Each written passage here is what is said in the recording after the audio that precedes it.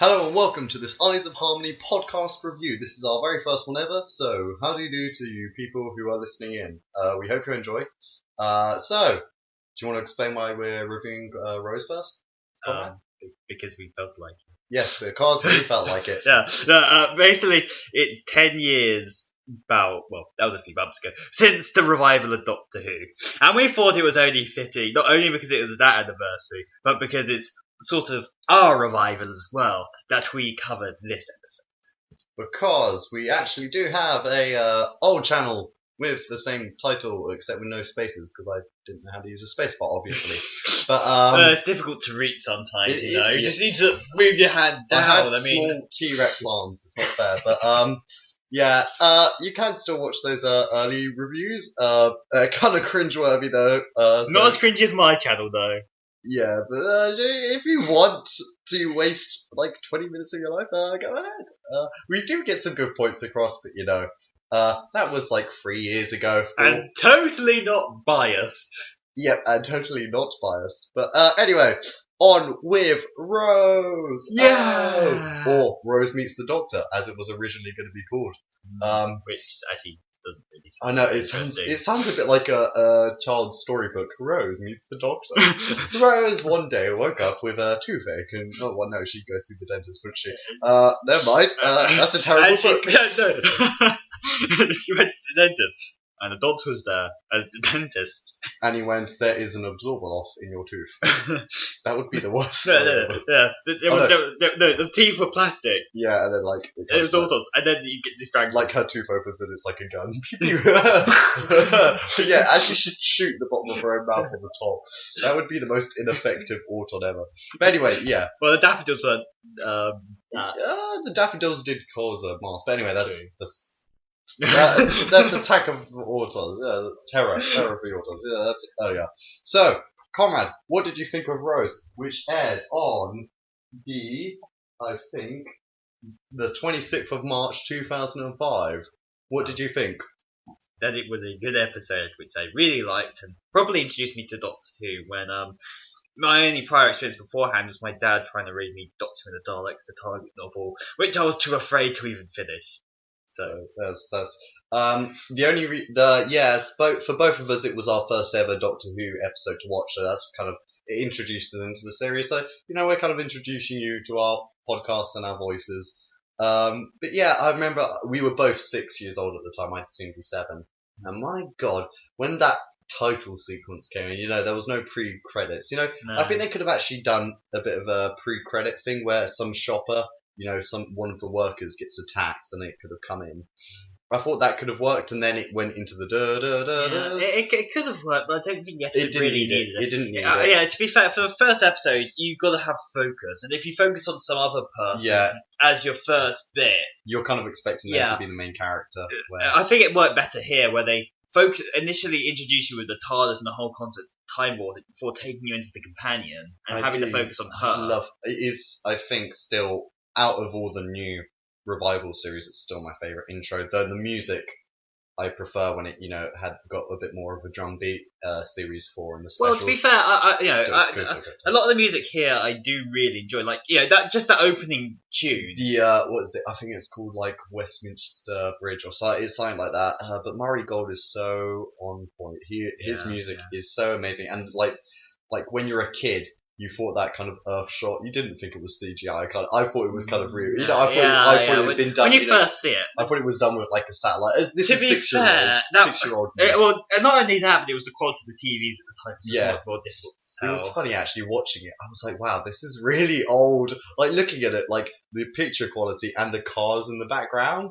I was like, wow, this is 2005. Yeah, to be fair, we are watching the DVD release. They've recently have they released Blu-ray or they did manage.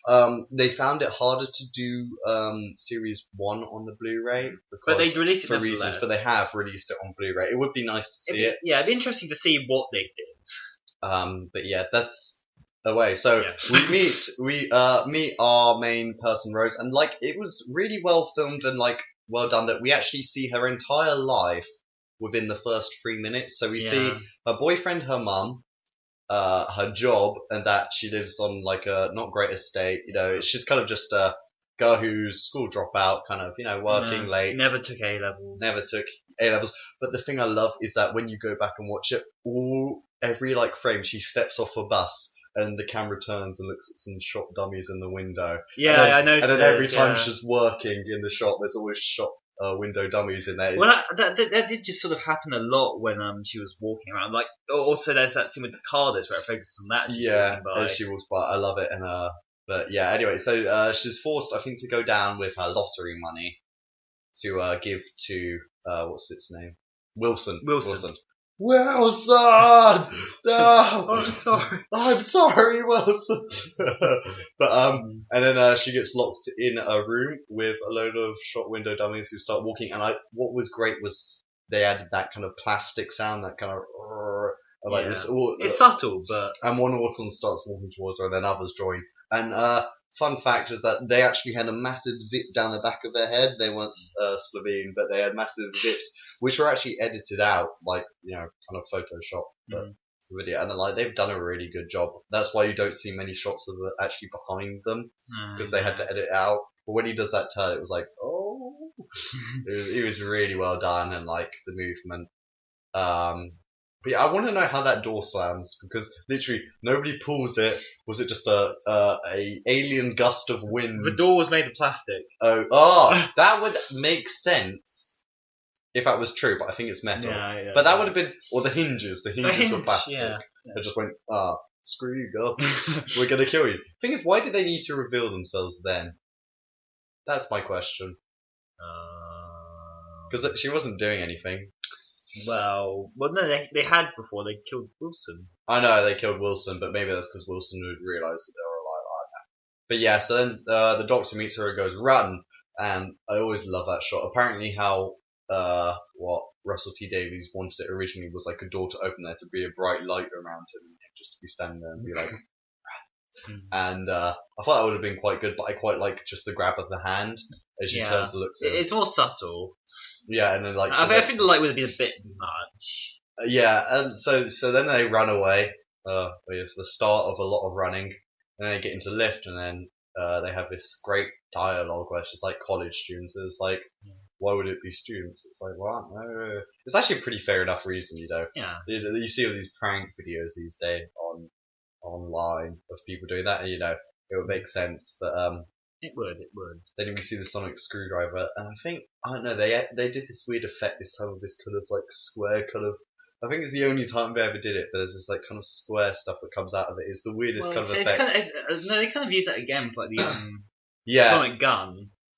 Yeah, for the sonic gun they used it, but it's the only time that it did this kind of square thing, and then so they disable the lift and then he runs out and is like, oh, what's your name, by the way? And he's like, I'm the Doctor, run for your life.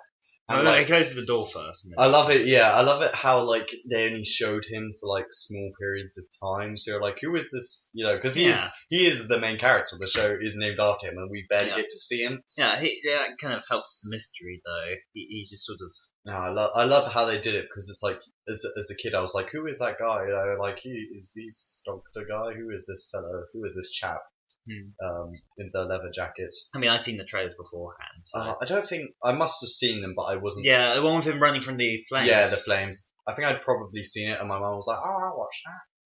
She doesn't talk like that. Sorry, mum. But yeah, and that's why we watched it, because my parents had watched it. So I love it when she leaves the shop and there's the explosion. Oh yeah, that's a really nice shot. And then as she runs away, the music kind of goes. It just it's holding this note. They did that a lot in the classic series as well. Sometimes, I'm just thinking back to Five Doctors. They do that, for example. Yeah, that.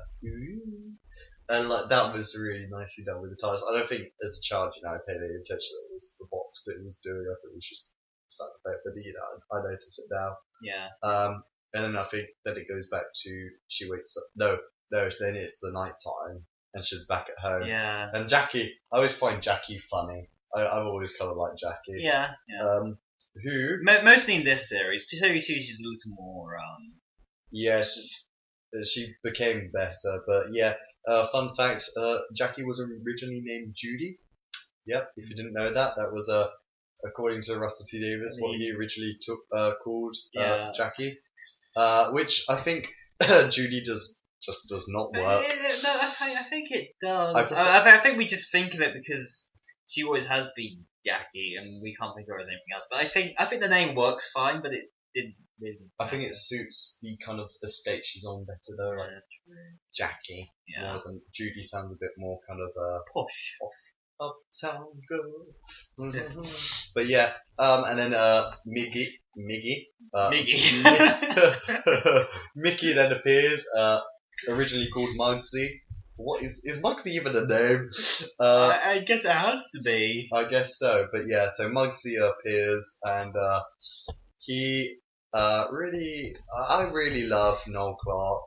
He was probably the most underrated actor within the first few series of Doctor Who. The first series, I think. The second series, he does, I think, get more. He got more notice, but he's still so underrated. Like, I love later on in, I think, Aliens of London World War 3. He is great in that. But and Boomtown, I love it. Boomtown. But when he's like chasing the Slovene and he tries to dive over this thing, but he kind of smashes it. He was comical, but he was trying to be serious, which made it funnier. I just love Mickey. And he goes through a relatively interesting character arc. He starts off as a coward in this episode, and then by the end, when we last see him, and then by the time we see him in like Army of Ghosts, he's like he is the hero. He is like he didn't need the Doctor, and I think that's what the main thing of that they've kind of lost in Doctor Who like today is that the Doctor improved people as they were. You know, the Doctor makes people better people, you know, like Rose was just a school dropout, and then she became, quote, the best companion ever. I did quote things. But and you compare it to like Amy, for example. Yeah, and the Doctor brings her along, completely removes her from her life that she was. Her life. Yeah, and then by the end of the series, leads to their deaths. Yeah, that is true. God, the Doctor turned into such a dick. But God, Doctor, what do you want? But so then Mickey tries to get to go to the pub to watch a game, which I always thought like watching back is quite funny. But it's like when Mickey's like playing with the hand. Mickey, as he leaves to go put the hand in the bin, he mimics it strangling him, which was really smart. So when Rose sees it strangling the Doctor later, she thinks it's just saying that. I love like the Doctor's face when he looks at Rose. Is like, help me! What are you doing? Like, just ignore it. Can you just imagine that if you were being strangled by this plastic arm and like this person just walked past you with this like cup of tea, no coffee. I think they have. Doctor, can you stop that? Like, you need to drink a coffee, okay? You asked me to make it for you, and are you turning blue? And they're like, Imagine if the Doctor regenerated from that. Because she just didn't notice that it was actually being attacked. But so I think then it wakes up the next day because it goes into the bin where we start to hear like it's moving. And everybody's like, oh no. And it's the next day and she wakes up and then the cat flap, and then the Doctor's there. It's like, what are you doing here? It's like, I live here. What are you doing here? I thought that was quite good. It was like I was tracking the arm. It's like, you're not made of plastic, are you? And he goes to leave, and then like she pulls him in, and then like Jackie tries to seduce him. He's like, I'm in my bedroom. There's a strange man in my bedroom. He's like, yes, there is. I'm in my nightgown. He pauses. Anything can happen. No. It was also really good because it showed the Doctor wasn't promiscuous. And for you viewers who don't know what that means that you sleep around a lot. So it showed like good morals for kids, I guess. But I mean, I don't see. Most kids don't even remember that. Yeah. Well, actually, going back and listening to the dialogue really carefully, there's loads of adult jokes in there. There really is. Yeah. Like when the Doctor's being attacked by the hand, she's going, well, you know what they say, give a man a plastic hand. It's like, Russell T Davies, you dirty man. And later on, when like she appears at Mickey's flat, it's like, oh yeah, anything to get in the bedroom. It was like, it was actually really adult. And I think it lost that family part, but I do. The Doctor does some alien stuff, and he does like the part which always confuses people is where he goes look at the ears, because it makes it sound like it's just it's just regenerated recently. Well, and then they also show later that he's had several adventures, but he might not have even looked in the mirror since his regeneration. Yeah. John Hurt. Someone on YouTube, I think, did actually a really good explanation of actually how the journeys, all his 3 journeys connected. Those 3 ones which they listed, how they all connected. And then he got to Rose, and it was actually really well done, kind of thing. But yeah, so then the hand attacks, and then they fall on the coffee table, which is never brought up again. No, they destroyed his coffee. I expected Jackie to walk in at that point or something. Yeah. Something to that Well, no, description. she has a hairdryer on, so she can't hear, which is smart. But I mean, like, just later in the story, going, and what happened to my coffee table? You know, like, it's like, yeah, she would have come into the room and noticed this coffee table. They're not completely exactly destroyed. well off. They're needing to buy this new coffee table. I know, so I think she probably would have mentioned, you destroyed my coffee table, because it was Yeah. glass, and she would have had to clean it all up.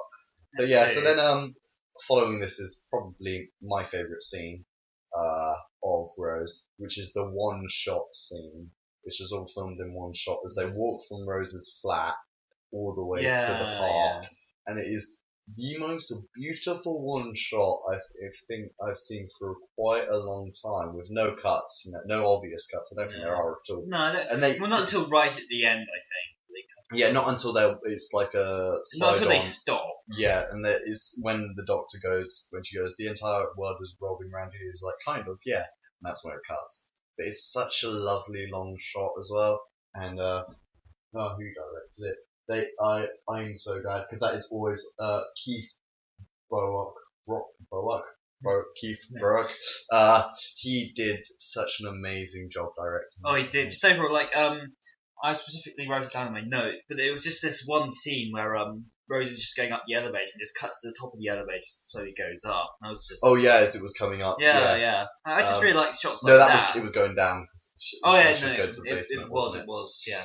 But But- yeah, it's shots like that. Yeah, it was just overall really nicely done. It was really well filmed, and I think Keith Boak or whatever. I'm sorry, man. I'm probably pronouncing your name terribly wrong. If Curse he's of, surprised he's listening. curse of a dyslexic. But he also filmed The Aliens of London in World War III, which I also remember being quite well filmed as well. Like there was like quite good shots in that one. Like when Oh, like the ship hitting. yeah, like the ship. But that was a mistake there. But anyway, Yeah, there is. keeping onto Rose.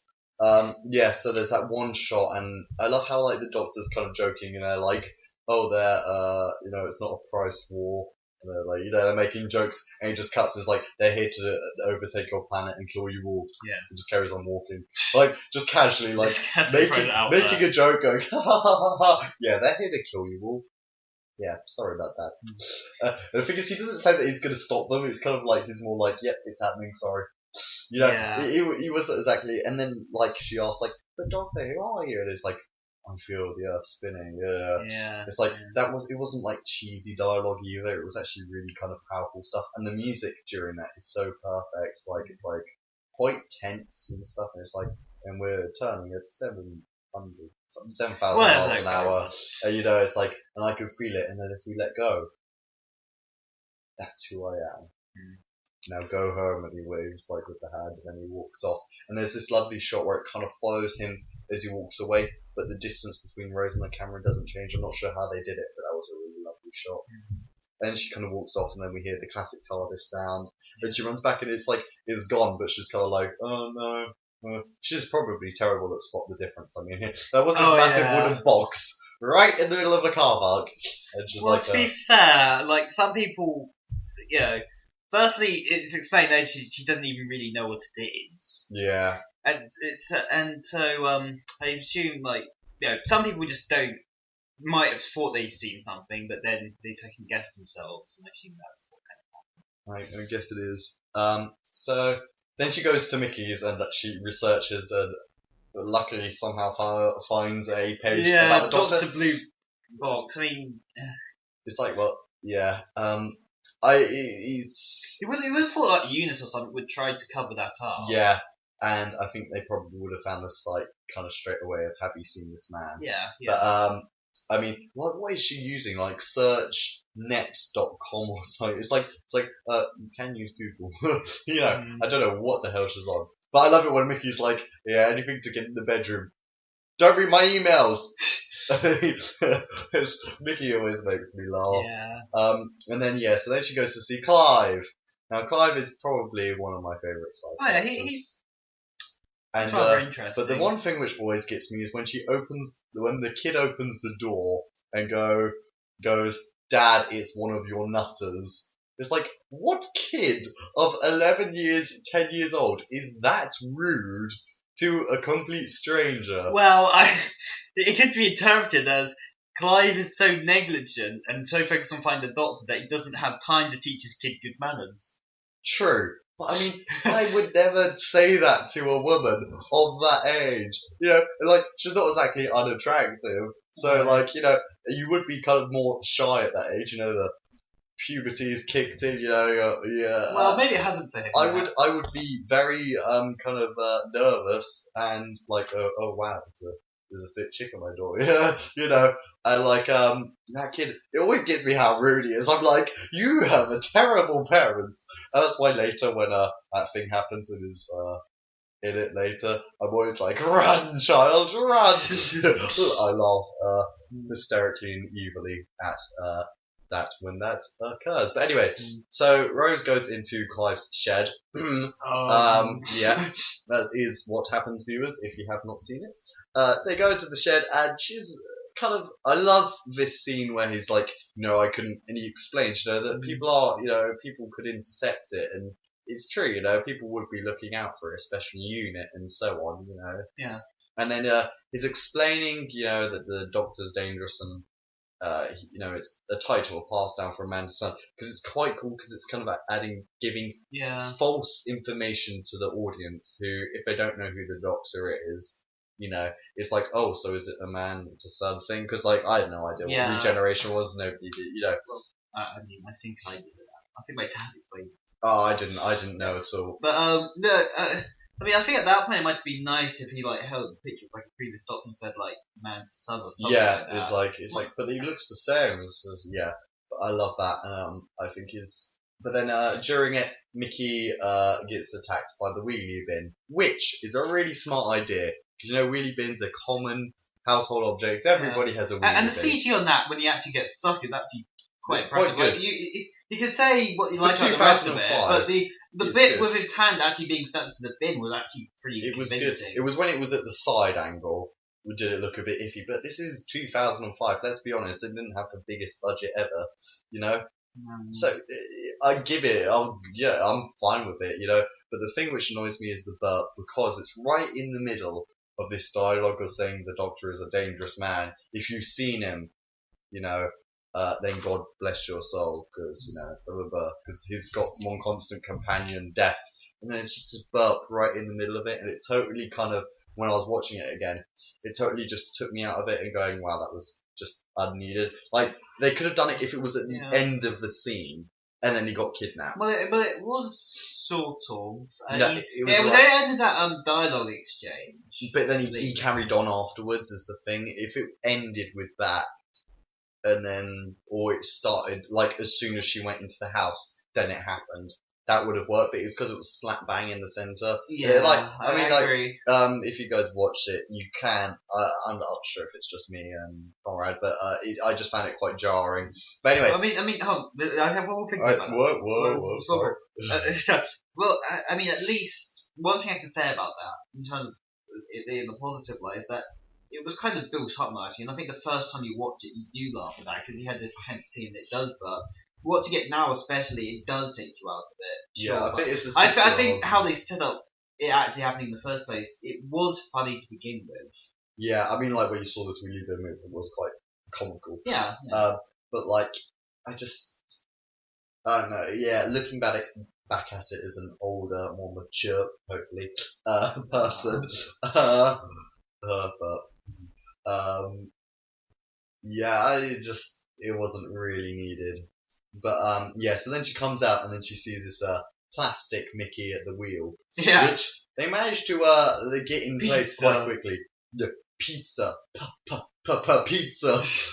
And like I always, but like the hair, have you seen it? It's like perfectly like kind of like I quite like that. But the thing is when he starts driving, My God, if he drove like that all the way to the restaurant, he would have killed like 24 people. It's like one side of the road, then the other side. It would have been okay if, when he started. But, like, you could see he carries on driving. Like, if I was Rose, I'd be like, what the hell are you doing, man? I would have realised before the restaurant, because that part is set in, like, mid-afternoon. And then when they're at the restaurant, it's evening, it's night time. To be fair, it does appear the roads are empty. Yeah, well, okay. As it always is in London. Yeah, London is notoriously known for empty roads. But yeah, so I don't know how he gets all the way to the restaurant without killing like 7 people, and Rose noticing maybe Mickey's an evil alien doppelganger, Maybe they fought part way through. Yeah, she was probably like, are you drunk? Pizza, yes. Sugar, babe, honey, but anyway, yeah. And then I quite like the scene at the thing where like he starts questioning, and he goes high pitched and stuff. When he goes, babe, sugar, honey, babe, sweetheart. I'm just like, what are you doing? I think I wouldn't notice the first time he did it. And like, the doctor there is like, champagne and then pew. But then the doctor appears as Mickey's getting angry and rips off his head, and then there's a couple in the background, and the man out of the lady in the couple, the man does a girly scream, and that is perfect comic timing. That always, I burst out laughing last night watching it. It's you watched it this morning, didn't you? Yeah. Yeah. I did. And you must have. Did you laugh when he did the girly scream? A bit, yeah. It's not like ha ha ha ha, but it's like you just kind of do one like ha kind of laugh. Yeah. It always makes me laugh back. Yeah. It's like, don't think that's gonna stop me, and then he just does this scream, and it was because it wasn't like in character building dialogue. It was just general dialogue. It wasn't in the middle. Yeah. And to be fair, the also Mickey was kind of portrayed as a comic. Yeah, it is as a comic character, and I do love its like kind of kung fu kind of chop the kind hands. of tray hands. Yeah, the kind of like it's like the thing is if he like slapped you, I don't think it would do much because the surface area is quite big. Oh no, that would still hurt. Physics, it would hurt, yes, but the physics behind it means the force would be spread over a larger area, unless he hit you with the side bit, but even that wasn't very thin.